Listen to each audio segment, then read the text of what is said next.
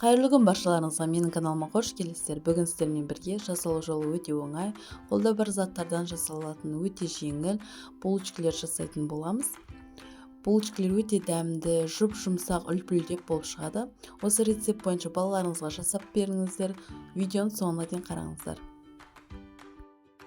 Ал енді қамырын илеуді бастайық. Бізге жылы сүт керек. Жылы сүтіміздің үстіне шым-шым тұзымызды саламыз. Оның үстіне 4 ас қасық қантымызды саламыз. Және де қантымызды жақсылап араластырып аламыз. Қантымыз еру керек. Осының үстіне 1 шай қасық дрожжымызды саламыз. Және де жақсылап араластырып аламыз. Осының үстіне 3 ас қасық сұйық майымызды құямыз. Жақсылап араластырып алып, үстіне електен өткен ұнымызды салатын боламыз. Ұнымыздың барлығын бірден салмаймыз, бөліп салатын боламыз.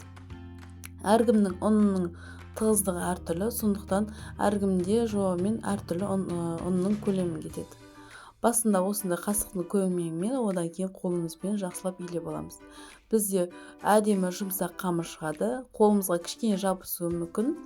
Онда да қолымызға жабысса да көп ұн сала бермейміз. Мінекей, осында әдемі қамыр шыққан кезде бетін жауып, жылы жерге 2 сағат көлеміне қойып қоямыз.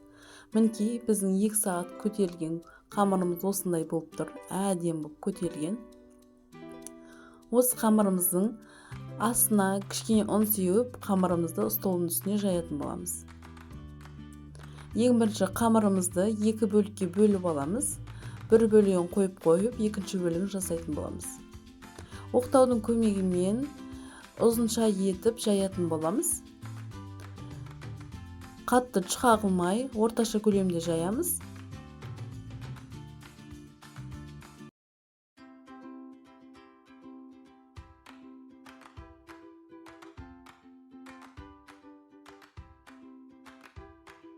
Осының үстіне ерітілген сары майымызды жағып шығамыз.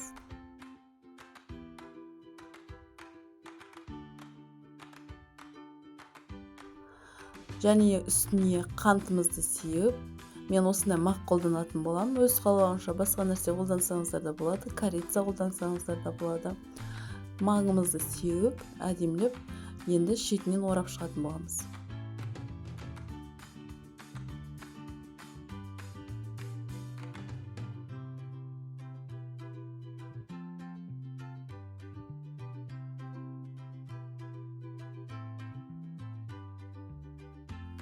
Осылайша шетіне орап шыққаннан кейін мен пышақтың көмегімен кеспеймін. Пышақпен кессеңіздер жабысып қалады бір-бірлеріне. Сондықтан осындай жіпті қолданатын боламыз. Жіппен осы бір жіпті қамырымыздың астына аламыз. Және 2 шақ жетін бір-біріне қарамағыш жағына қарай тартамыз.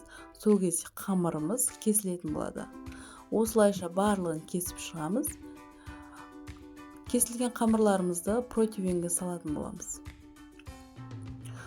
Осы булочкаларымызды 180 градуста 20-25 градустың ішінде пісіріп алатын боламыз. Мінекей, біздің өте дәмді үлпілдек булочкаларымыз дайын болды. Осы рецепт бойынша жасап көріңіздер, отбасыларыңызға, балаларыңызға жасап беріңіздер. Егер менің каналым сізге ұнап жатса, пайдалы болып жатса, каналға тіркелуді ұмытпаңыздар. Бұдан басқа дәмді рецепттермен бөліскен болатын, каналыма өтіп көрсеңіздер болады. Видеоның соңына дейін көргеніңізге көп рахмет.